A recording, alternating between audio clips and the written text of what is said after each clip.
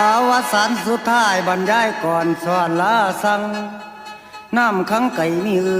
อเสือนสั่งพายแล้วไม่พวกเอ้ยอ้ายพ่อแม่เจ้าฟังหมดสลดใจย่ำหนีจากแต่กายเงือบานตาหวานแก้มตาซึมอย่าลืมเด้อความอายสั่งโอ้ยพ่อเถื่อหน้าเถื่อหลังทักพินิจแน่น้องลาเจ้าตั้งแต่กายเสียงกับใจมอบไปให้เป็นหมู่ยามเหงา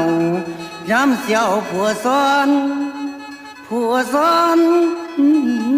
ให้ข้าวไปบ้างให้นางจอมอแต้มเขียนไปอย่าได้วันทรงสาธิตท้องจัน70เลขบ้านอายย่ำเข้าสู่วิวาอ้ายนั้นอยู่หมู่หาบ้านนั้นแม่นน้องกรุง